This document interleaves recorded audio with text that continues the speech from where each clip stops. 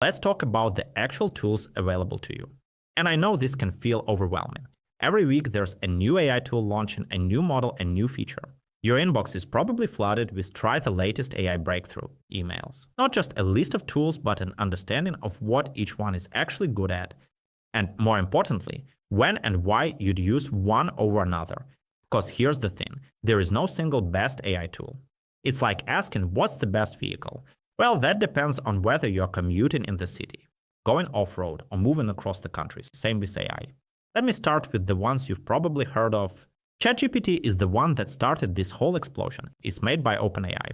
It's probably the most user-friendly interface out there. It's great for brainstorming and drafting. It's like talking to a really knowledgeable colleague who's always available. The free version is solid, and if you pay for ChatGPT Plus, you get access to their latest models. Claude is made by a company called Anthropic, and it's actually my personal go-to for a lot of work. Claude is particularly good at nuanced reasoning, writing, and analysis. I find it's better at understanding context and being more thoughtful in its responses. It's also really good at handling long documents. You can paste in an entire research paper or report. If you're doing deep work that requires careful thinking, Claude is often your best bet. Gemini is Google's offering. Now, Google has a massive advantage here because they have access to real-time information. So if you need current data or recent news, Gemini can search the web and give you fresh results. It's also deeply integrated with Google Workspace.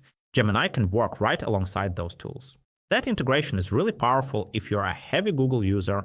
Microsoft Copilot is built on the same tech as ChatGPT, but integrated into Microsoft products. If you're using Word, Excel, or Outlook, you can have Copilot right there in those applications. It understands your documents and emails. You can ask it to summarize an email thread or rewrite a paragraph, or help you build a formula in Excel without leaving the application. That seamless integration is huge. Now, beyond those big four, there are tools that are really specialized for specific tasks.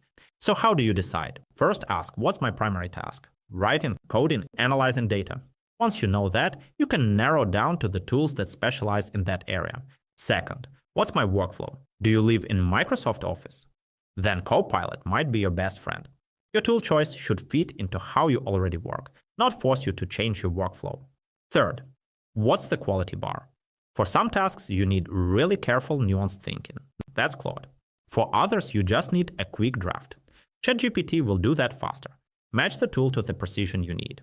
And here's something important. You don't have to pick just one. I'd recommend having 2 or 3 tools in your toolkit. I use ChatGPT for quick brainstorming, Claude for deep analysis, and Gemini when I need real-time information. Let me give you a real example. Let's say you're a project manager writing a status update. You could start with ChatGPT to brainstorm key points. It gives you a structure for the update. Then you might switch to Claude to actually write it, because Claude is better at tone and nuance. You say, make this professional but friendly. Claude writes something more thoughtful. Then you use Copilot in Word to refine it, check the tone, and maybe make it more concise. And if you need to reference something that happened last week, you quickly ask Gemini to search for it. Now, I want to be honest. This landscape is changing rapidly. New tools and models come out all the time. But here's what won't change: the principle of understanding what each tool is good at.